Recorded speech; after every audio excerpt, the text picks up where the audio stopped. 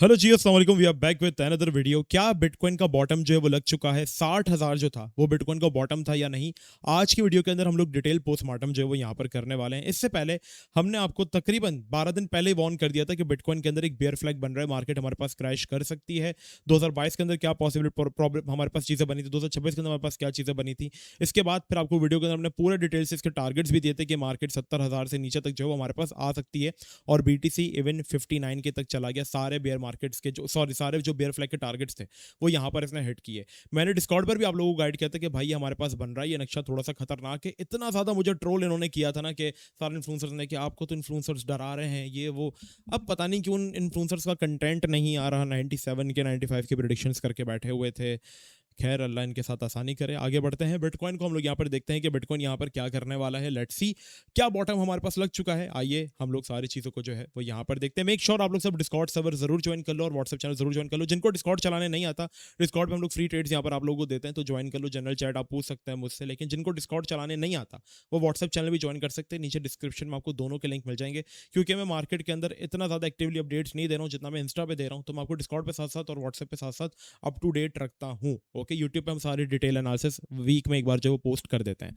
अब चलते हैं हम लोग क्या बिटकॉइन का बॉटम लग चुका है। देखो हमने क्यों ऐसा कहा कि बिटकॉइन का बॉटम पॉसिबल है यहाँ पे, क्योंकि 2017 का जो टॉप बना था ना, मतलब 2017 की जो ऑल टाइम हाई था, वही हमारे पास 2022 की बेयर मार्केट बनी। मतलब जो अगली बेयर मार्केट बनी ना, वो उसी को बॉटम बना है। मतलब आप देख रहे हो, जो 2017 का टॉप था वही 2022-23 की बेयर मार्केट बनी। फिर अगर सिनेरियो को हम देखेंगे तो 2021 का जो टॉप था दैट वाज अराउंड 69 के टू हमारे पास 60 के वाला जोन, और इसी से मार्केट अभी बाउंस कर रही है।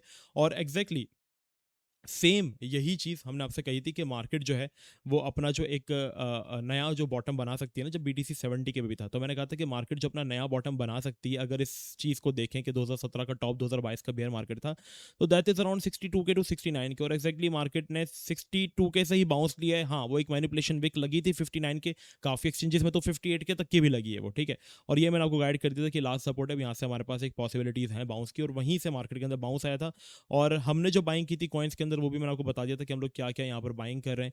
Ethereum, Solana, link, BTC. Ethereum around हमारे पास कुछ 1800 पर था, चेन लिंक हमारे पास ऑलमोस्ट 8 की तरफ से भी नीचे आया हुआ था, बीटीसी हमारे पास 60 के पे था, और सोलाना हमारे पास जो था वो 72 की तरफ जो था वो ट्रेड कर रहा था।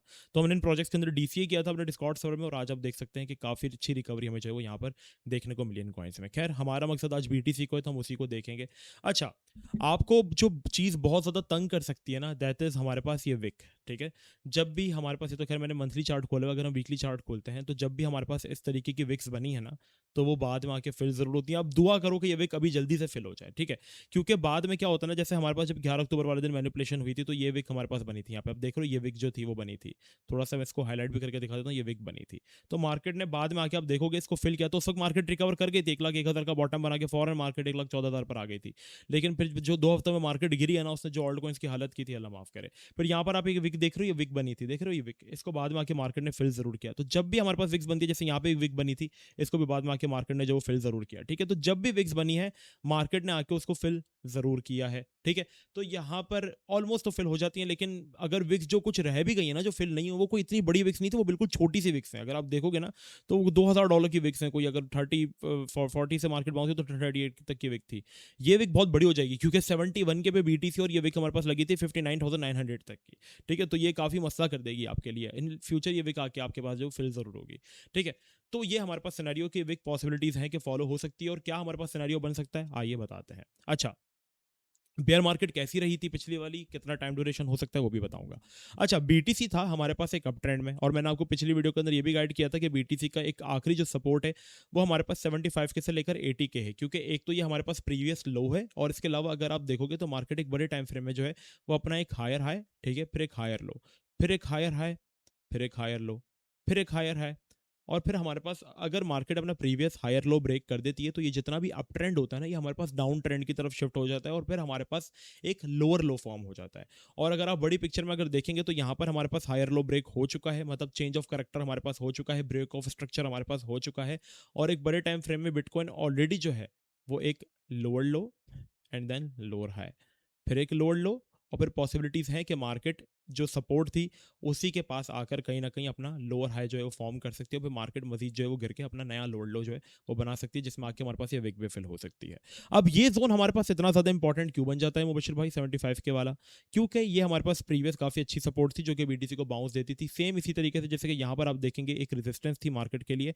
ठीक है, ये पूरा जोन जो था वो हमारे पास एक रेजिस्टेंस था मार्केट के लिए। ठीक है, मतलब यहाँ से हम जब बीटीसी अपना ऑल टाइम हाई हिट करने गया था तो यहाँ से इसको एक बार रिजेक्शन मिली, दूसरी बार एक बड़ी रिजेक्शन मिली, फिर हम एक बड़ा डंप करके टैरिफ और शुरू हो गई। फिर जब हमने इसको फ्लिप किया ना, फ्लिप करने के बाद हमने इसी सपोर्ट को रिटेस्ट किया और रिटेस्ट करके ऑल टाइम हाई हिट किया था। फिर जब ये सपोर्ट टूटी ना हमारे पास, तो मार्केट ने आप देखो इसी को रिटेस्ट किया और डंप कर गई। और जब ये सपोर्ट टूटी थी तब बिल्कुल इसी तरीके की एक खौफनाक विक हमारे पास फॉर्म हुई थी, देख रहे हो आप, जिसको मार्केट ने बाद में आके इस तरीके से फिल किया। ठीक है, तो पॉसिबिलिटीज यही है कि अगर मार्केट इसके अबव क्लोज नहीं करती, हाँ क्लोज करती है, पॉसिबिलिटीज हैं कि बिटकॉइन हमारे पास फिर 85 के की तरफ भी जा सकता है मैक्सिमम मैक्सिमम, लेकिन उसकी प्रोबेबिलिटीज इतनी ज़्यादा नज़र नहीं आ रही हैं। ठीक है, हाँ अगर कोई फंडामेंटली न्यूज़ बहुत ज़्यादा अच्छी आ जाए कि जिसमें कहा जाए कि रेट कट्स होंगे, ये सारी चीज़ होंगी, तो फिर पॉसिबिलिटीज हो जाए। लेकिन मेरी जो प्रिडिक्शन है, जो मुझे लगता है बायदा कायदा मैं भी इंसान हूँ, मुझसे भी गलती हो सकती है, मेरी कहे हुए बातें पत्थर पर लकीर नहीं होती, मैं खता का पुतला हूँ, मेरी काफ़ी प्रिडिक्शंस फेल हुई हैं जिसको मैंने आके आप लोगों के सामने जो है वो कंडेम किया है कि हाँ भाई ये मेरी प्रिडिक्शन फेल हुई है। तो जो मेरी प्रिडिक्शन है वो ये है कि मार्केट को है वो यहाँ से कहीं से रिजेक्शन दोबारा मिलेगी 76 के 77 के अराउंड, और मार्केट इस वीक को फिल करने जरूर आएगी जिसमें 64 65 के हमारे पास दोबारा लग सकता है।